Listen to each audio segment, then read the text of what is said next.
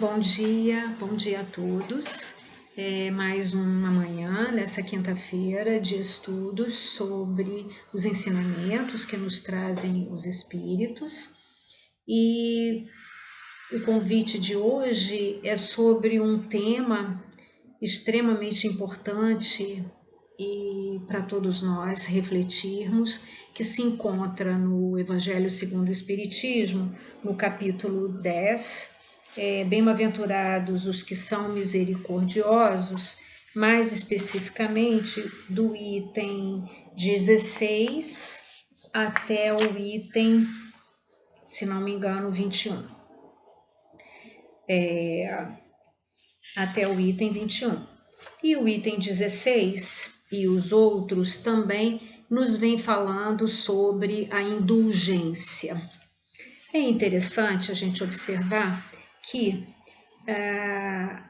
o início desse capítulo, os espíritos vêm nos falando, quer dizer, Kardec selecionou a mensagens de alguns espíritos que nos falavam sobre a necessidade do perdão, né? Perdoai para que Deus vos perdoe.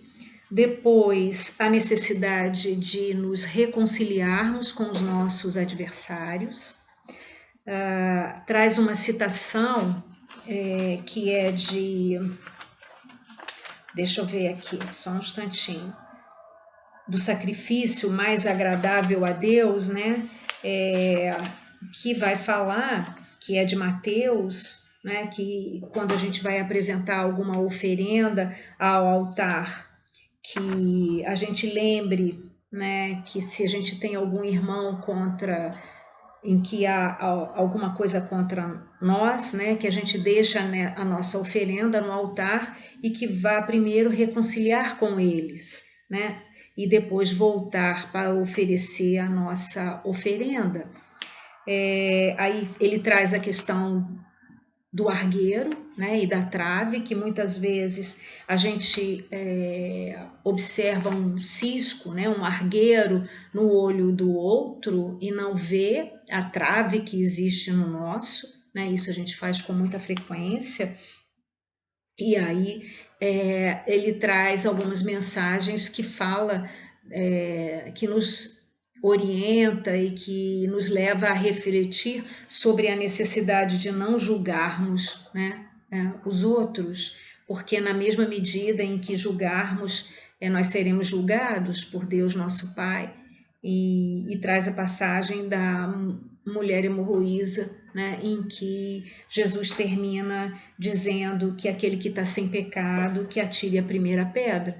E aí ninguém atira, né? Então Jesus diz a ela para ela seguir, porque ninguém a condenou e ele também não a condenará. E aí vem a instrução dos espíritos. Num primeiro momento, os espíritos trazem a necessidade do perdão das ofensas, e para depois entrar na questão que nos coube refletir com mais profundidade, que é sobre a indulgência. E nesse item 16, né, que é uma mensagem do espírito protetor de Kardec, Joseph, em Bordeaux, em 1863, e o que Joseph vem trazendo para nós através dessa mensagem. Ele nos diz primeiro, nos define, né, um pouco o que seja a indulgência. Esse sentimento doce e fraterno, né, que todo homem deve ter pelos seus irmãos. Ou seja, ele nos concita ao exercício da indulgência, não é? Ao exercício do afloramento desse sentimento doce e fraterno que a gente deve ter por todos os nossos irmãos. E que muitos de nós, a maioria de nós, né, não o fazem. Poucos são os que o fazem. Quem é o indulgente na realidade, né? Quem é aquele que nutre esse sentimento doce e fraterno por nossos irmãos, seja quem eles sejam, né? O espírito Joseph nos diz que é aquele que não vê o defeito no outro, não é? E se os vê, né, não os divulga, não se ocupa com os maus atos do outro, não é? Não se ocupar com os maus atos dos outros. Quantas vezes, né, a gente não se ocupa, né, com os maus atos dos outros? A gente não se vê perdendo horas a fio, não é? Falando sobre determinadas pessoas, apontando aquilo que elas ainda apresentam de menos bom, não é? O indulgente assim não o faz, ele não se ocupa com os maus atos dos outros, e se ele o faz, é para prestar um serviço, não é? Porém, não antes de atenuá-lo tanto quanto for possível, não é? Sem aumentá-lo ou sem dizê-lo além da conta daquilo que é necessário, né, naquele momento. Ele não faz observações chocantes, ele não censura, né? Ele simplesmente traz a questão de uma forma respeitosa, de uma forma em que não dê margens a se cultuar aquele defeito que é trazido naquele momento do outro, né? E os conselhos que porventura ele possa trazer, eles são conselhos em que a aprendizagem sobre aquela situação se faz presente, tanto para si próprio, né, para aquele que relata o defeito do outro, principalmente para si próprio, como para aqueles que ouvem, né?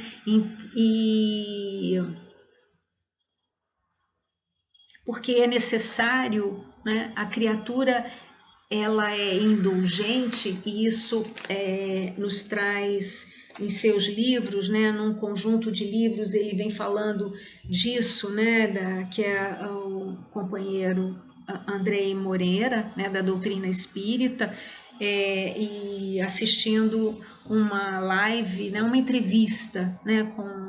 Em que ele falava sobre a indulgência. Ele vem abordando um aspecto assim muito interessante, né, que a criatura ela é indulgente quando ela tem a capacidade, né, construída de olhar uns aos outros com humanidade, de olhar os outros com humanidade. Não é? Olhar os outros com humanidade nos coloca numa situação, como ele nos traz, de igualdade. Onde nós nos colocamos no mesmo plano, né?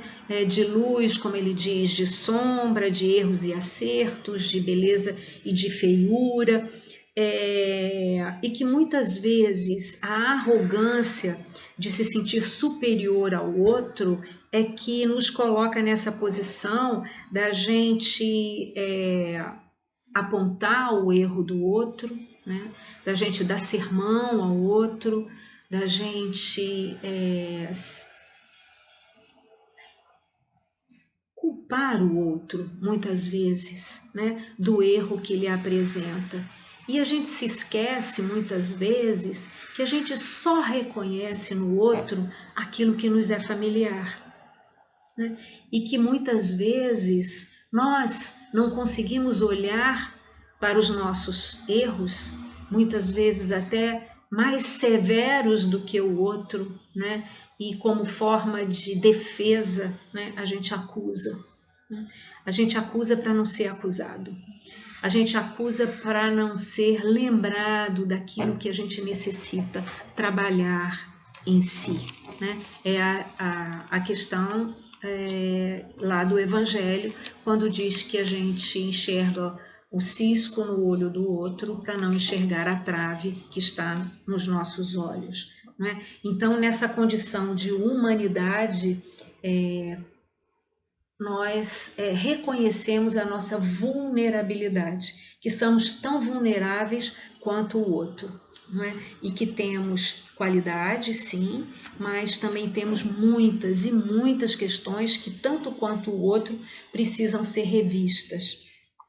Então, a gente precisa, como voltando aqui à questão do Evangelho, como esse Espírito Joseph nos traz, que a gente precisa julgar primeiro os nossos próprios corações, né? Julgai os vossos próprios corações, julgais vossos próprios pensamentos, julgais os vossos próprios atos ao invés de julgardes aos vossos irmãos. Que a gente possa ter olhares somente para nós próprios, né? Ou seja, sede rigorosos, né? Com as suas imperfeições e indulgentes com a imperfeição dos outros, né? Isso, na realidade, é um processo, né? É um caminho no qual estamos sendo convidados a trilhar. Para nós ainda é difícil, muitas vezes, inclusive, de compreender, não é? Por muitas questões aí que isso é portas adentro do coração de cada um, mas um caminho que se faz extremamente necessário, né? Um caminho que se faz necessário para que a gente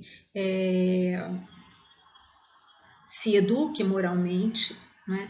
Para que a gente evolua, para que a gente trilhe esse caminho aí do progresso tão necessário, né? E a qual somos convidados diariamente através do nosso dia a dia, do nosso cotidiano.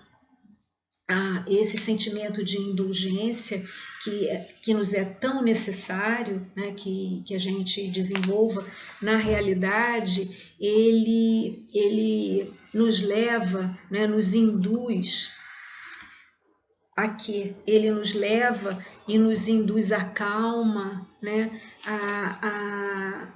nos induz a essa necessidade de nos corrigirmos, nos induz a essa necessidade de nos aprimorarmos, não é? E o rigor, né, aquele que aponta, né, o erro alheio, aquele que vai deixar muito mais evidente aos olhos de todos o erro do outro, né?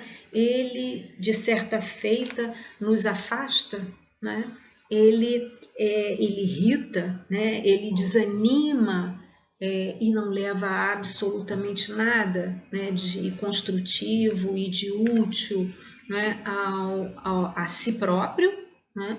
Porque faz com que cada vez mais ele se afaste daquilo que é divino dentro do seu íntimo, como nos afasta do outro, não é? E não possibilita que a gente se irmane, né? E que a gente se veja tão frágil quanto o outro, né? Com qualidade, sim, tanto quanto o outro, mas também com inúmeras questões que ainda precisa ser trabalhada. Aí a questão número 17, lá do Evangelho, são palavras de João, que é bispo de Bordeaux, de 1862. E João, ele vem nos dizendo nos reforçando a necessidade, né, de sermos indulgentes para com os outros, com a falta do outro, né, e que na realidade a gente tem que julgar com severidade somente as nossas ações, né? Por quê? Porque esse é o nosso dever, né? É nosso dever, a nossa meta, é o nosso objetivo. Esse é o objetivo da encarnação, que é o progresso, que é a evolução, não é? Então, a gente precisa, através da reflexão, né, sobre nós, sobre si, nos analisarmos, né, com destituídos dos véus da ilusão, né? E só dessa forma a gente vai conseguir crescer e evoluir.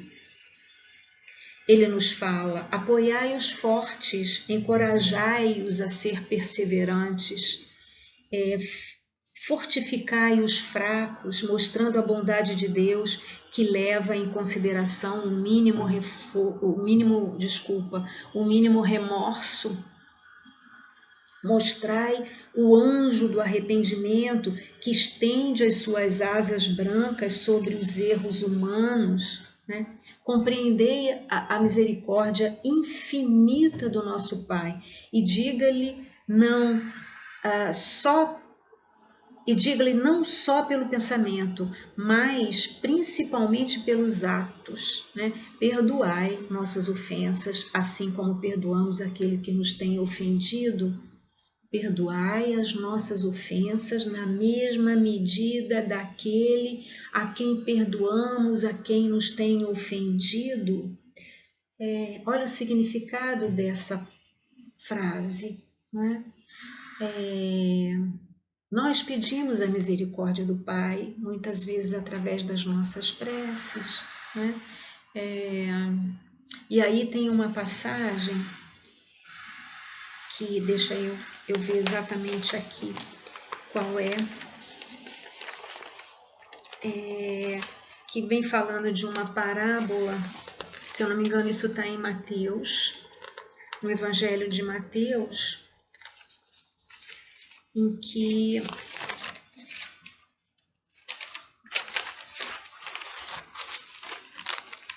ele vem falando da necessidade, está aqui, no Evangelho de Mateus, no capítulo 18, a parábola do credor incompassivo, né? E Jesus ele conta essa palavra após Pedro perguntar quantas vezes ele tem que perdoar, né? O próximo, se temos que perdoar o próximo até 7 vezes. E Jesus lhe responde que não, que temos que perdoar o próximo 70 vezes 7 vezes, né? Na realidade isso é um número cabalístico e que significa que temos que perdoar infinitamente o próximo, sempre, né? Infinitamente temos que perdoar o próximo. Por quê? Né? Porque só quem perdoa tem a paz, e na realidade a gente tem uma compreensão muito equivocada do que seja o perdão. Né? Muitas vezes, nessa nossa posição de autossuficiência e de superioridade, a gente acha que perdoar o outro é um ato que nos coloca acima do outro, né? Eu perdoo você, olha como eu sou bom. E na realidade, perdoar o outro é um movimento para si, né? Para si próprio, não para o outro. Não é porque é você quem se desvincula da mágoa, do ressentimento, não é? Daquilo que a atitude do outro, que muitas vezes não tem a intenção, muitas vezes até tem, mas na maioria das vezes não tem a intenção de nos magoar, de nos ressentir, e nós, por nos sentirmos ofendidos naquilo que julgamos ser, né, ó ser superior, nos sentimos magoados e nos sentimos ofendidos, não é? E perdoar, então, significa muito mais se desvencilhar desse sentimento, não é? Que nos faz ficar preso à mágoa, que nos faz ficar preso ao ressentimento, não é?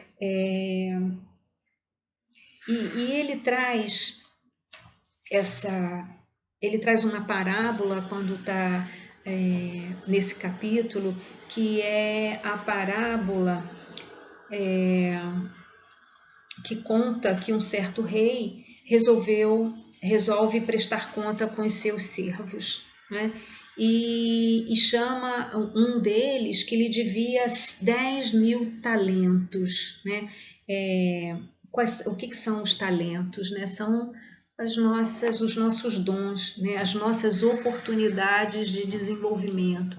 É aquilo que a gente traz como possibilidade de desenvolvimento, né? Esses são os nossos talentos. E esse servo lhe devia 10.000 talentos, né? E ele cobra esse servo, e o servo diz que não tem como pagar, que ele não tem como pagar, e o rei determina então que ele venda a si, que venda a sua esposa, que venda tudo que ele tem para poder pagar esses 10.000 talentos. Ele pede, o servo então se joga aos pés desse rei pedindo misericórdia, e o rei se compadece e o solta. E ao sair daí ele encontra no seu caminho, ele encontra um credor dele, né, que lhe devia 100 dinheiros, e ele lhe cobra. O outro pede-lhe misericórdia, da mesma forma que ele pede ao rei, se joga ao chão, lhe pedindo misericórdia, e ele age com impiedade, sem nenhuma indulgência, né, e manda-o prender. Aqueles que estavam no entorno e que viram aquela cena voltam ao rei dizendo o que havia acontecido. O rei então chama esse servo e lhe pergunta, né? E lhe diz que eu não acabei de lhe perdoar com indulgência, com compaixão, 10.000 talentos que você me devia, e o que você faz com isso? Não é? O que você faz? Você cobra 100 dinheiros com impiedade do outro? Aí Jesus diz que o rei então manda prender esse servo e o entrega aos atormentadores. Quem são esses atormentadores, né? É a própria consciência de culpa, né? É o peso interior que muitas vezes a falta da paz, a falta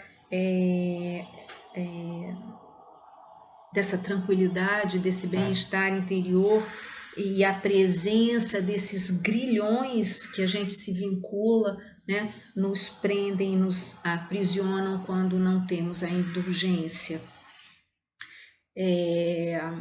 Então a gente tem que pensar muito sobre isso, né? A gente tem que pensar muito, refletir o quanto nós estamos aproveitando as oportunidades que temos nesse exercício da indulgência, né? E que para isso há todo um caminho e um passo a passo, né, que a gente precisa trilhar para que a gente construa essa virtude, né? Porque a indulgência ela é uma dessas virtudes que somos convidadas a desenvolver através da nossa educação moral, né?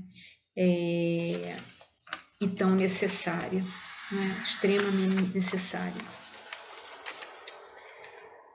E que nos desconecta na realidade, né? Quando a gente não trilha esse caminho, cada vez mais a gente se afasta, né, dessa conexão criatura-criador. A gente nos afasta de Deus, né? A gente nos afasta dessa sensação, dessa paz interior, né, que a gente tanto busca. A gente se afasta da real felicidade, né, que a gente tanto deseja, né, e se torna um doente, né, um doente da alma.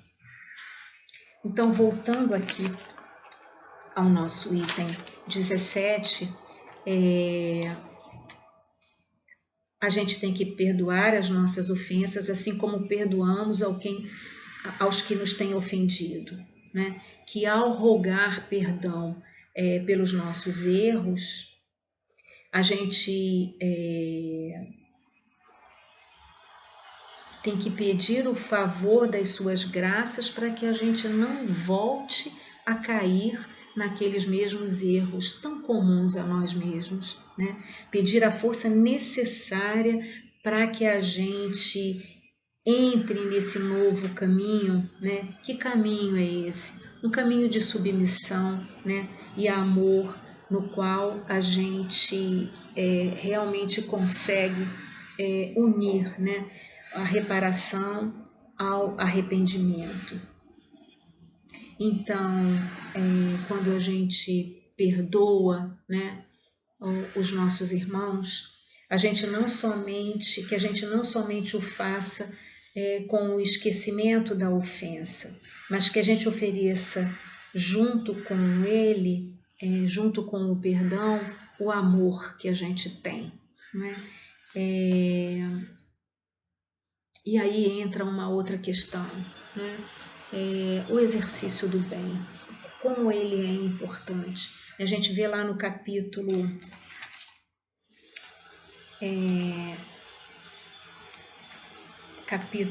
12, amai os vossos inimigos, né? Que é uma das questões que uma das mensagens aqui anteriores à indulgência traz para nós, né?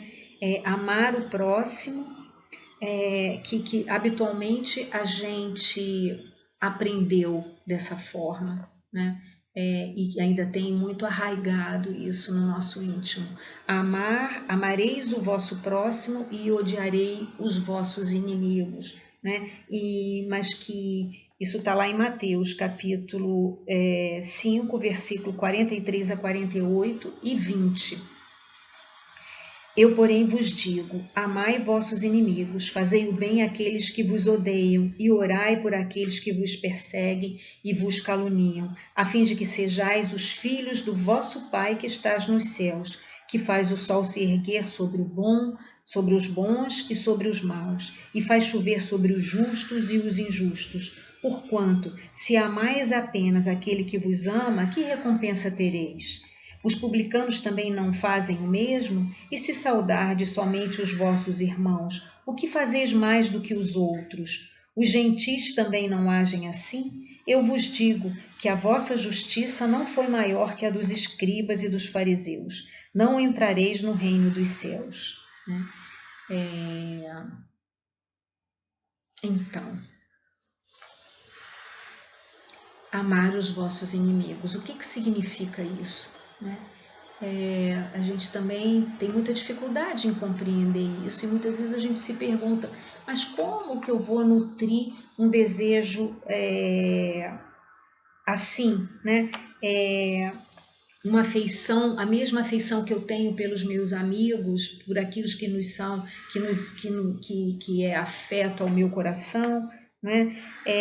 Porque quando eu estou em contato com uma pessoa que é considerada inimiga, eu não me sinto bem, meu coração dispara, ele bate de uma forma totalmente diferente de quando eu estou junto àqueles de quem eu gosto e de quem tem a ver comigo, né? Mas, na realidade, amar o inimigo não é ter contra eles nem ódio, nem rancor, nem desejo de vingança, né? É perdoar simplesmente sem segunda intenção nenhuma, o que é mais difícil também para a gente, porque muitas vezes a gente perdoa querendo reconhecimento, querendo um monte de outras coisas, não é? Mas é sem segunda intenção nenhuma, é simplesmente desejar o bem ao outro, né? O bem que nos é possível, né? Dentro do nosso grau evolutivo, dentro das nossas possibilidades, né? É desejar o bem ao outro. É não desejar que ele que muitas vezes a gente fala, né? Tudo bem, deixa ele para lá, ele que se dane aí com as questões dele. Não é isso, não é isso, não é perdoar. Isso não pelo contrário, né? Então, que a gente possa, né? Como está dito aqui claramente, né? Seguir esse caminho de submissão e amor, no qual a gente vai poder unir, né, a reparação ao arrependimento, né? E então perdoar os nossos irmãos em caminhada, não somente fazendo com o esquecimento da ofensa, mas oferecendo, junto com o perdão, o amor, o bem, né? Substituindo a cólera pelo amor que as purifica, que desonra as criaturas, né? Porque a cólera desonra as criaturas. Isso é caridade ativa, isso é caridade em movimento, né? É ativa e infatigável, né? Que Jesus nos ensinou quando esteve entre nós. Aí, no item 18 dessa lição, o Espírito, eu não sei se é assim que se fala, de Feutre, não sei, diz que, novamente reafirma, né, que devemos ser severos conosco e indulgentes para as fraquezas dos outros, né? Que todos nós, e aí ele vem trazendo com muita clareza que defeitos todos nós temos, né? Nós temos muitas, mas tendências ainda que precisam ser vencidas, que precisam ser transpostas, hábitos, né, que precisam ser modificados. Que todos nós temos ainda um fardo a carregar, mais ou menos pesado, e que temos que nos livrar desse fardo para a gente alcançar o alto da montanha do progresso, né? Porque senão esse caminho vai ficar muito difícil de seguir. Então, por que a gente vai perceber com tanta clareza, né, o cisco, a palha, né, que fere o olho do outro e não vamos perceber a trave enorme que muitas vezes se encontra no nosso? Não é? Pelo orgulho. Por que a gente não faz isso? É pelo orgulho de nos jogarmos superiores aos outros, né? Essa é a nossa doença, né? Fundamental, que nos leva a essa desconexão, né, com o nosso Criador.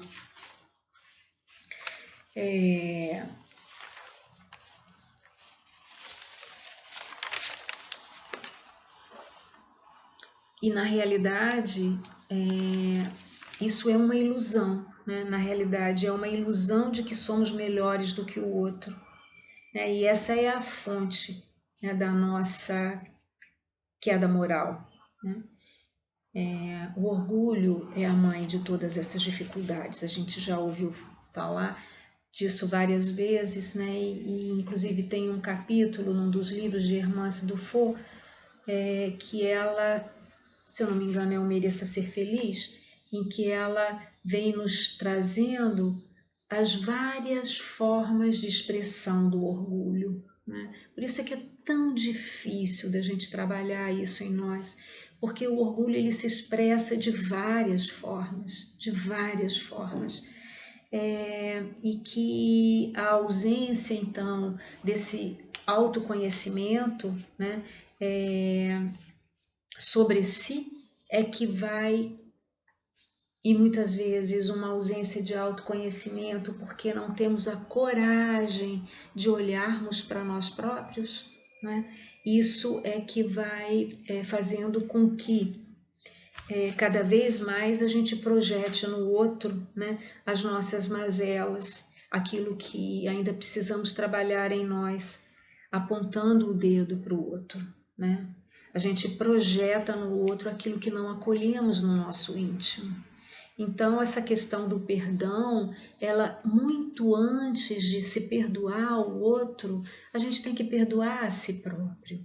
Né? Muito antes de desejar o bem ao outro, a gente precisa aprender a desejar o bem a nós próprios, mas o bem verdadeiro, não esse bem que muitas vezes a gente acha ligado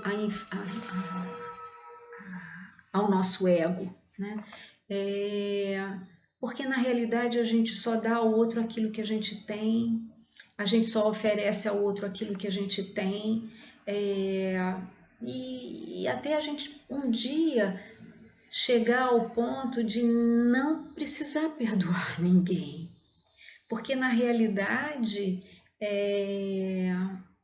A gente é tão igual ao outro, não é? A gente, na realidade, precisa se irmanar em humanidade, né? E trilharmos juntos um caminho. Esse precisa ser a nossa meta e o nosso ideal, não é? Então, é a ausência do autoconhecimento é que nos leva, né, a projetar no outro as nossas mazelas, as nossas questões, né? E a gente precisa se libertar disso, né? A gente precisa se perdoar, a gente precisa aprender a se amar para poder amar o outro, né? E não tem outro passo, né? O primeiro passo é o autoconhecimento, que é reconhecer, né, as nossas emoções, é reconhecer os nossos sentimentos, é dar nome a tudo que a gente sente, né? É, e isso é portas adentro do coração, é cada um consigo próprio, né? É um caminho muitas vezes solitário, né? Mas extremamente necessário, solitário entre aspas, porque a gente está mergulhado na misericórdia do Pai, né? Estamos mergulhados na misericórdia do Pai. E o Pai é extremamente indulgente com cada um de nós porque nos ama profundamente, né? E sabe exatamente das nossas mazelas e das nossas dificuldades, como também sabe o caminho que a gente precisa trilhar, né? E nos oferta esse caminho com toda a amorosidade a cada uma das suas criaturas. Não é? E a gente precisa aprender através do exercício da indulgência, através do exercício desse sentimento tão necessário, dessa virtude, desculpa, tão necessária a cada um de nós, né? Então, e que na realidade, nesse exercício da indulgência, a gente vai exercitando a verdadeira caridade, né? Que ela é modesta, ela é humilde, né? É aquela que vê o defeito dos outros apenas superficialmente, procurando destacar aquilo que o outro tem de bom e de virtuoso, né? Porque sempre há em todos, né, esse germe dos bons sentimentos, essa centelha viva de essência espiritual. E aí a bênção do Espiritismo, não é? A gente não pode deixar de falar nesses poucos minutos que nos restam, né? A doutrina espírita é bendita e consoladora quando dela tiramos e seguimos os conselhos, né? Os ensinamentos salutares que nos trazem os espíritos superiores, né? Os espíritos do Senhor. Que o Espiritismo ele nos indica o meio de chegar ao objetivo, caridade prática, caridade do coração, caridade para o próximo, né? Como para si mesmo, ou seja, caridade para todos e amor a Deus acima de todas as coisas. Isso está nos dizendo esse Espírito, né, nessa questão. Lei para todas as criaturas é a prática da caridade, né? Indulgência, virtude a ser construída. Nós temos que aprender a construir a indulgência, temos que aprender a ver o bem e ver o lado positivo de todas as coisas, de todas as criaturas, em todas as situações, né? E com isso contribuirmos para o bem, né? Relevando as faltas alheias, adocicando a acidez dos comentários, corrigindo como quem ensina a parte do ponto de vista da própria deficiência, calando quando não se tem um elogio, quando não se sabe o que falar, elogiando as menores coisas, né? Se alegrar, né? Dentro do possível, com todas as situações que nos chegam, né? Pela vida, né? Por mais difíceis que sejam, né?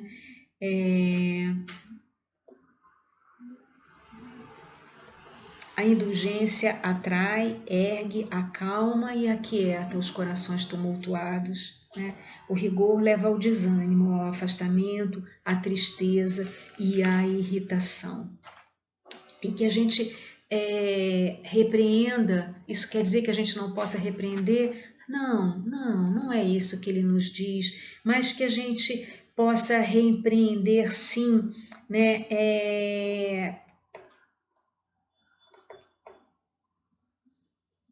Que a gente possa, cada um de nós deve trabalhar visando o progresso de todos, né? E que a gente, sobretudo daqueles que estão sobre a nossa dependência, então que a gente possa fazer essa repreensão, né? Com moderação, com bom senso, né? Com um fim útil, né? E não para denegrir o outro, né? Não para colocá-lo para baixo, né? Não para acusar. Quando a gente repreende com moderação ou com um fim útil, né? Isso é um dever, isso é caridade. Né? A censura é uma maldade, além de maldade, é um desrespeito muito grande. Né? Então, isso deve ser, essa censura ela deve ser, em primeiro lugar, projetada a nós mesmos. Né? Só assim é que a gente vai conseguir ser benevolente com o outro. Né? E que a gente deve sim, aí na questão 20, isso é reafirmado na questão 21 também, que a gente possa repreender o outro, né? Que quando se deve ou se não deve, na realidade, isso depende da intenção com que a gente o faz. Então, que a gente possa construir a intenção do bem, a intenção do amor para consigo, né, que a gente possa cada vez mais reconhecer em si próprio aquilo que precisa ser trabalhado, para que a gente possa se irmanar, né, com aqueles que estão no nosso entorno, seja eles quem forem, e juntos seguimos esse caminho. Que Jesus, nosso irmão maior, né, que Deus, nosso Pai, que esses espíritos que nos auxiliam e que tanto nos ajudam, que nos suportam e que nos sustentam, nos auxiliem nesse caminho, né? E que possamos cada vez mais o trilharmos sinceramente dentro das possibilidades de cada um, fazendo o melhor que a gente possa. Que Jesus, que Deus, nosso Pai, cada vez mais nos auxilie nesse caminho. Que assim seja sempre em seu nome.